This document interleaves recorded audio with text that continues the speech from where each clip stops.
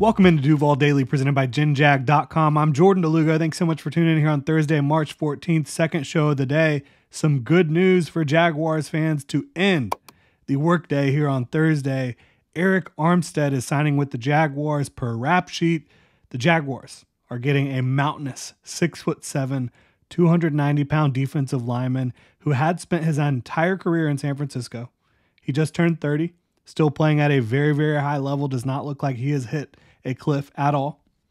Drafted by, you guessed it, Trent Baalke. I guess some of the money, or maybe all of it, that they were going to throw at Calvin Ridley is now going to Arik Armstead. And more good news, like Mitch Morse, since Armstead was released by the 49ers, he does not count towards the comp pick formula.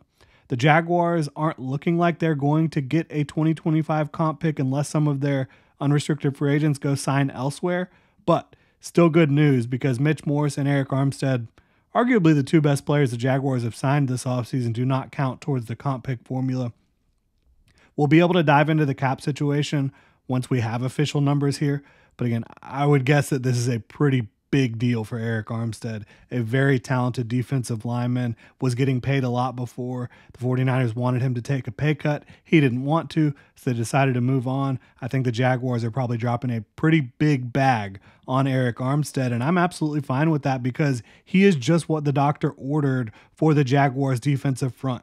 This is an excellent, excellent, excellent move. Probably 2 to 3 years for Armstead, but regardless of the money, he is the type of defender, the type of defensive lineman that the Jaguars need right now. He has shown so much versatility throughout his career in San Francisco. I just love the move. Been a big fan of Arik Armstead's game for a very long time. And when I talk about the versatility that he brings to the football field, I mean it in multiple ways, right? He can line up on the edge and set the edge at a high level. He can play stout as an interior run defender. He can penetrate and stack pass rush moves on the interior as well, create penetration. And in different roles for the 49ers throughout his time there, they haven't always had the same defense, right? He's thrived in multiple different types of defenses, multiple different roles. When they've asked him to be more of a gap-contained, stout run defender, hold the point, don't let anybody get past you, get through your gap, he can do that. When they've asked him to penetrate, create disruption in the backfield, both against the run and the pass, he has done that. He does all that at a high level and can kind of adjust on the fly to what you need him to do. Move around that defensive front. He's a super explosive athlete, right? With very good length, 33-inch arms. But the way he uses his length is what's so impressive, because at 6'7", he's able to bend and be flexible and get low, create natural leverage. And when you're 6'7" and you're able to get low, 33-inch arms, which aren't massively long, are able to really get the job done because, again, you're creating leverage and using your frame to get into the body of your opponents and get past your opponents. He's got big hands, very powerful throughout that frame. He's a Ryan Nielsen, Trent Baalke, built in a lab type of defensive lineman. Obviously, Trent Baalke drafted him in the first round about 10 years ago. But Jaguars' new defensive coordinator, Ryan Nielsen, he loves big guys that can play on the edge against the run and also kick inside, do different things for you. He loves to move his guys around the defensive front. But you talk about like guys like Cam Jordan, Calais Campbell, Arik Armstead. He fits that mold. He is that type of player. Cam Jordan is more of an edge player than those guys, than Calais Campbell and Arik Armstead. But the point is, they're big, explosive guys that can use their length, use their leverage to be stout and create penetration. That's exactly what the Jaguars needed. I do think you'll see his primary role here as a 3-tech penetration style player, playing on the interior, playing next to Devon Hamilton. Those two in the middle with Josh Allen and Trayvon Walker outside in base. I love that. Or if you're in 3-4 in base, 4-3 in base, whatever it may be, I love the options you now have. But against the run, he's going to do his job. When it's third down and you got to pin your ears back, you now have someone who can really penetrate and make life easier for Josh Allen and Trayvon Walker. Now you have Roy Robertson Harris that can be a rotational guy. That's what he should be, and now that's what he can be. And I think that is going to, this doesn't only improve your front line. It improves your depth as well because you're now kicking Roy Robertson-Harris down the depth chart a little bit. So huge fan of this move. Good teams have the coaching and the talent on both sides of the ball. And this move helps the defense in the talent department so much. He's also a leader, a veteran, a guy who has played in a ton of big games, a guy who has been money in the playoffs. Tons of sacks for the 49ers over the last several years in the playoffs. I think the Jaguars now have the coaching on the defensive side of the ball as well. I think they have the coaching on the offensive side of the ball. Can they figure out how to play complementary football? They really struggled with that down the stretch in 2023. Can they play complementary football? I'll tell you right now, I do think that they're a playoff team. I don't think they're the best team in their division, though. I don't think that they're a team yet that can make like a AFC title run or AFC title game unless Trevor just goes absolutely nuclear. But I do like a lot of the moves they've made this offseason. Obviously, you weren't able to land Calvin Ridley. Titans scooped him out from under you. But I think you'd rather him be in Tennessee than a lot of other places. Even if you're going to play him twice a year, I think you'd rather play him with Will Levis throwing him the football than CJ Stroud, right?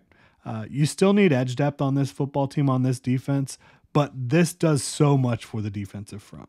I just can't overstate the impact he can have for the Jaguars here with this defense, with the skill set that he brings to the table and the versatility, as I mentioned. Like I said, you still need another edge. You need another outside wide receiver, in my opinion. There's some smoke here about potentially Brandon Ayuk. Maybe a trade in the works down the road. You need another outside corner, in my opinion. You need a kicker still. You do have Riley Patterson, who, like, if you have to go into the season with him as your kicker, I don't think that's the end of the world. I don't think it's what the Jaguars want, though, either. But, yeah, there's still a couple needs here and there, but I think the Jaguars have enough pieces right now to be a good football team in 2024, to be a playoff football team. Do I think they have the pieces to get over the hump, to win more than one playoff game? I'm not sold on that yet, again, unless Trevor Lawrence just goes absolutely nuclear, which I wouldn't rule out because I think Trevor Lawrence is one of the more underrated quarterbacks in the game after what happened last season, was battling through injury. And if you look at the advanced metrics, he was playing very good football. He really was. I know a lot of people don't want to hear that, but Trevor Lawrence was playing good football, especially before the injuries really took over, and he dealt with everything from the top down, injury-wise, last year. But I do want to address something here because I've said I like a lot of the moves the Jaguars have made this offseason, and I do. I've seen a lot of folks talk about how I'm up and down, or the fan base in general is up and down on this roller coaster with Trent Baalke day to day. I'm really not. Like, this is a guy I've acknowledged. He's been able to make plenty of big, impressive moves in free agency throughout his time in Jacksonville. Some of them have worked, some of them have not. I think it's been easy in a lot of ways to predict which ones are going to work out. He's had some draft picks that I've loved as well.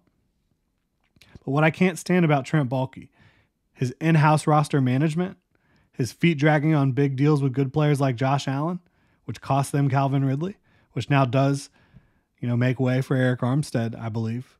His at times lack of attention to detail in roster building, his obsession with off-ball linebackers, his inability and unwillingness to draft good receivers, consistent lack of accountability on all fronts.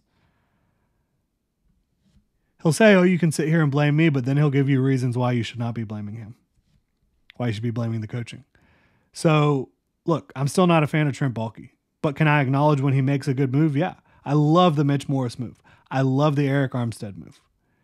If Trent Baalke does change his spots in the way that he handles the roster in-house, the guys that are already here that need new deals, start signing them earlier, guys that deserve it, if he starts doing a better job at managing the roster, if he actually picks a good wide receiver on the first couple days of the draft at some point here soon, I'll start to give him more credit. But right now, I still don't think he's a very good GM. I think he's someone that has been given a lot to work with in Jacksonville from a salary cap standpoint and from a draft pick standpoint.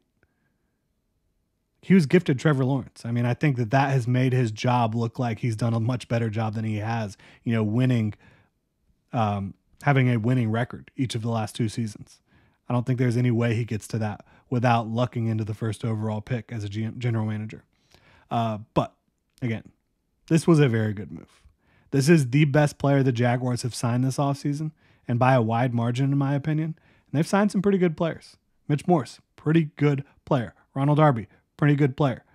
Darnell Savage, pretty good player. Gabe Davis, good player, right? So I like what the Jaguars have been doing a little bit. Would have liked them to be able to keep Calvin Ridley. As I said yesterday, he's not the only option they have at wide receiver. Many options moving forward. And they do have enough guys to have a functional passing offense. Christian Kirk can be your number one target getter in a functional offense. Evan Ingram can be a high volume target getter. Gabe Davis can be pretty high volume. They still have Zay Jones. I still think they need one, but I'm sitting here telling you right now, I think they have enough to get the job done on the offensive side of the ball. I think they have enough to get the job done on defense, and they're not done yet, right? They could still be active in the trade market. They could still hit the draft hard at some of those spots that we talked about. We'll see how it all plays out, but Arik Armstead to the Jacksonville Jaguars, according to Ian Rappaport. Really appreciate y'all tuning in. If you enjoy the content here, please like, subscribe, hit that notification bell. Y'all have a good one.